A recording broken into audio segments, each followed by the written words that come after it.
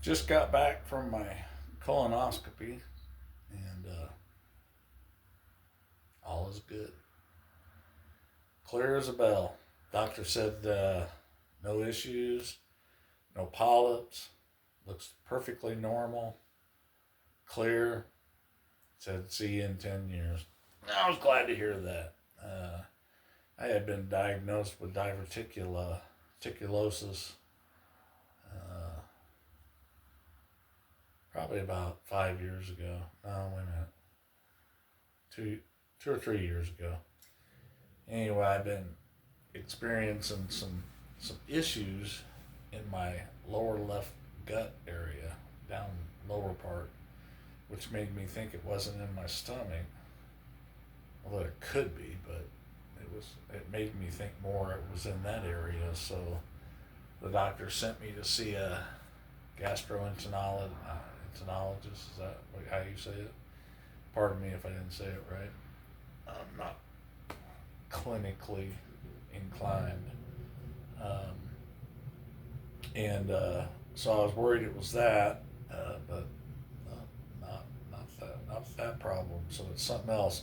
I remember I had a friend tell me he really thought I had an ulcer, and I guess that's possible. I'll have to look into that. But anyway, all clear on the colonoscopy side of it. And I don't see me doing any more of those.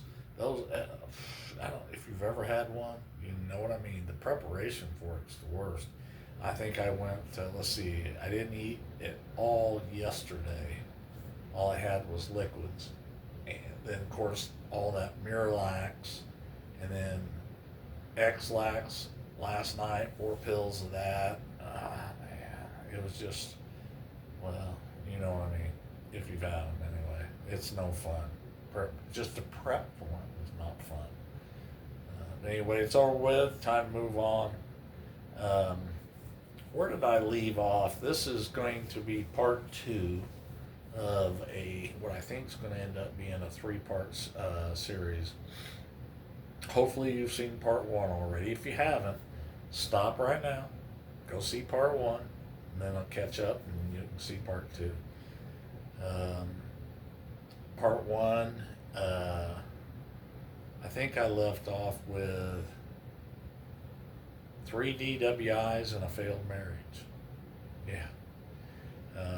And getting sober. Finally seeing the light. So I'm sober now, and I'm realizing that because I'm only 33, and I'm thinking like, okay, I've wasted several years of my life. I need to start doing responsible things, and so I got me a job, and I focused on the job and sobriety, and that was the center of my focus. That was what I tried to do, focus on, because I knew if I didn't stay sober, I wasn't going to have a job. I wasn't going to have anything. Probably end up in jail or worse, in a grave. Anyway, so I'm focusing on both. I had a couple different jobs. Uh, Struggling with trying to find something uh, that I liked, that I thought I could make a career out of it. My dad was a union pressman, and he kept telling me, "Rick, get a union job, get a job in a factory." And I finally found a job in a factory. It was in a steel mill. So I became a union steel worker, and it. There's a lot I can say about that job. It was dirty. It was dangerous. It was noisy, hot in the summertime, cold in the wintertime. It was a rough job, but it was a good, stable job, and that was what I needed at that time, some stability. And so it served its purpose. But eventually, there came a time where I just decided I really just this just isn't going to be for me. And so I ended up getting a job. A friend of mine, a real good friend of mine, went to my church, um, had a job selling swimming pools. and I ended up getting a job selling swimming pools. Yeah, it was cool. That was a fun job. It's probably the most fun job I've ever had in my life. It was good. It paid good, and it was just real rewarding. I mean, everybody wants a swimming pool, and so I did that for about 4 or 5 years. And during all this time, I'm staying sober, focusing on recovery, trying to um, go through some of the process of um, changing the person that I had become back into the person that I should be and person I wanted to be. And there's an actual process for that. Believe in it wholeheartedly. It did for me what it said it would do. It got me to stop drinking, and then after that, I believe it made me a better person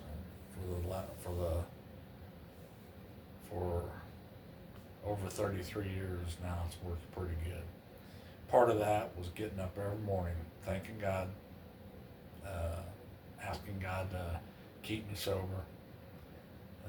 I'd ask him, you know, don't let me drink, don't let me use drugs.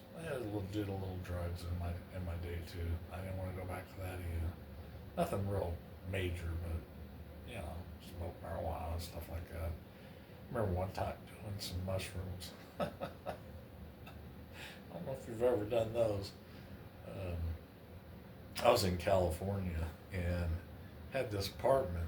I was married to my first wife at this time. Anyway, we had this TV. It was probably like a, I don't know, 24 inch TV, something like that.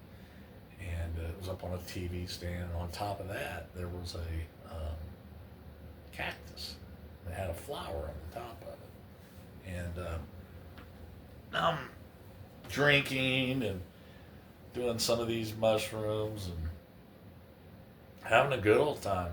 And at one point, I got to staring at that cactus. I'd be damned if that thing didn't start talking to me. You know, like on TV when they do that thing with the mouth, with an animal, make it look like it was talking. Well, this flower head on top of this cactus it was doing. I don't remember what it was saying, but it was talking to me. Yeah, yeah. Anyway, just a little some of the history.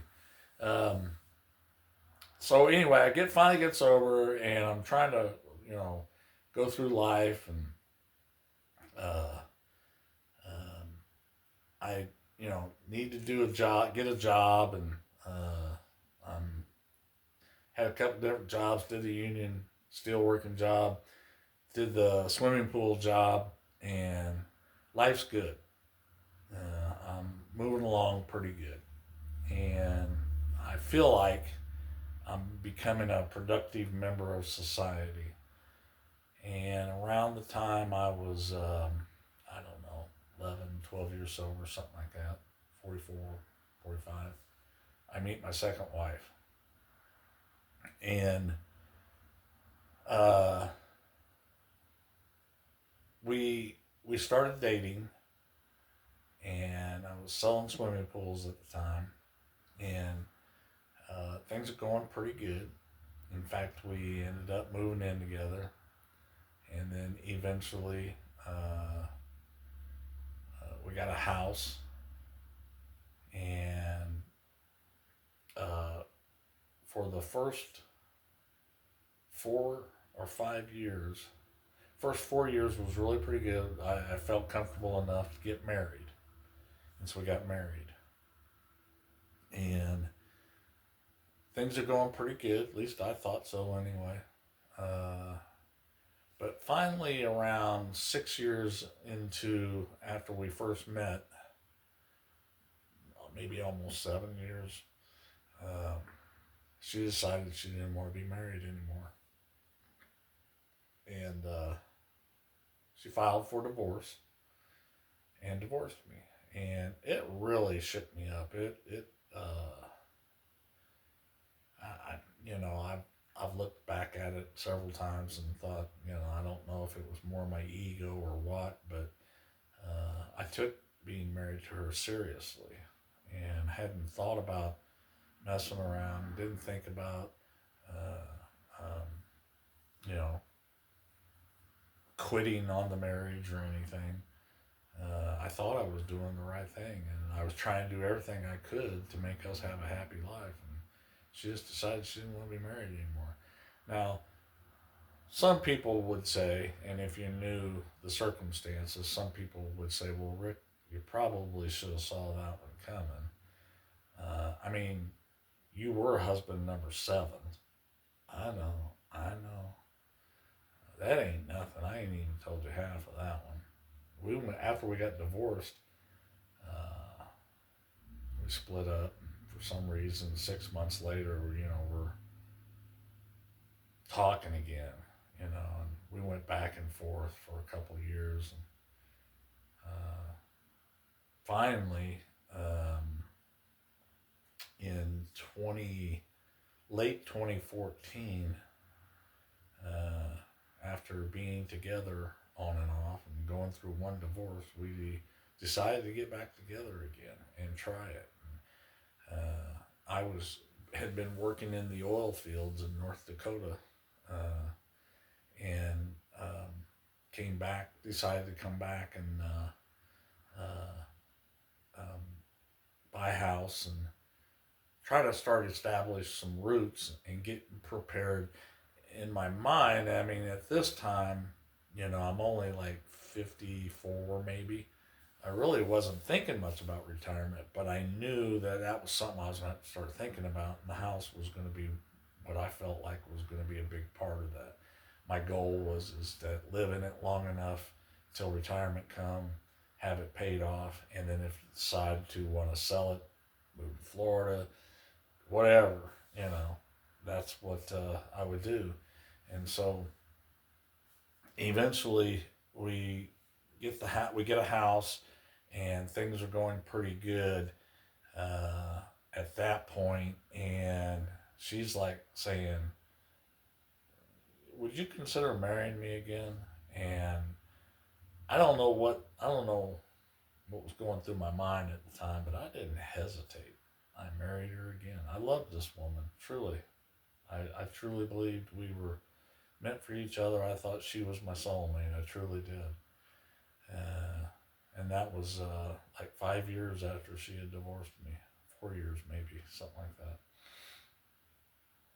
And things were really good for about 4 or 5 years.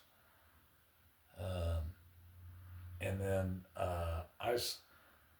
I started noticing some things that, looking back now, they were signs, but I chose to ignore them. And I just kind of pushed it off. But during this entire time, till the time, uh, which was about 8 years, till the time from the time we got back together, from the time we got back together and got married again, till the time 2013, 8 years later, when I finally sold the house, uh, my whole life was centered around trying to make her happy. I paid all the bills. I paid the car payments. I paid the house payments, electric payment, everything, everything. We'd go on vacation. I paid for it. Um, her money was her money, and she spent it the way she wanted to spend it. Uh, she even a couple times run up credit card debt, and I had to pay it off. And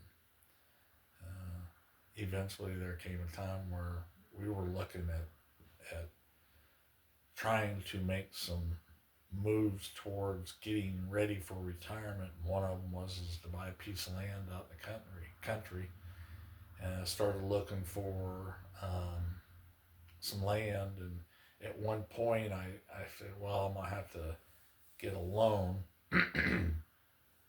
to buy this land. And so I got online to do an application for a loan, and found that she had charged up her charge card again, and it was over $5,000. I know some people might not think that's a lot, but this whole time I'm sacrificing, doing without some things that I would, that I want, just to try to save every dime we could to prepare for retirement. Our dream was to, well, at least I thought it was our dream. It was definitely mine. Was to snowbird in Florida in the wintertime and come back to Indiana in the summertime. And eventually, all that come tumbling down when one day in January she decided she didn't want to be married anymore. Now I know what you're thinking. Rick, you said your wife died. Yeah, well, this is part of where I start setting the record straight. Uh, I have an explanation for why I say that, and I say that to whoever I talk to, anybody I meet new. When it comes up, they say, "Are you are you married? Are you single? What?" I said, "Well, my wife died about 3 years ago," and I got that from a song I had heard. It was a country western song, and the song was talking about uh, all the shattered dreams of the guy, the things that they had planned to do and think about, and the things that happened, and when she finally decided she didn't want to be with him anymore, how it shattered his life, and he in the way he saw it was is that she had died, and I said, that's kind of how I feel. Everything that happened, everything that I sacrificed and worked for, trying to what I thought was for us, was just shattered when she decided she didn't want to get married again or be married again anymore and divorced me for a second time. So, in my heart, in my feelings, in my head, in my whole soul, today I can tell you that woman's dead to me. I know it sounds pretty severe, but that's how I feel. And I hope I don't offend anybody with that, but I'm just trying to be upfront with you and be honest with you about it. Uh, have I gotten past that? Yeah, definitely. I know some people might say, well, he don't look like he does. I am. I'm over it. Trust me. That's why I say she's dead. Uh, I don't feel anything for her anymore. I really don't. And everything that I had done and we had done was in the past and it's gone. And I don't even have it in a safekeeping box anymore. It's just, it's gone. It's a chapter in my history, and it's time to move on. And part of moving on is living the dream in retirement. And that's what this channel is all about. Anyway, I'll see you on the next one.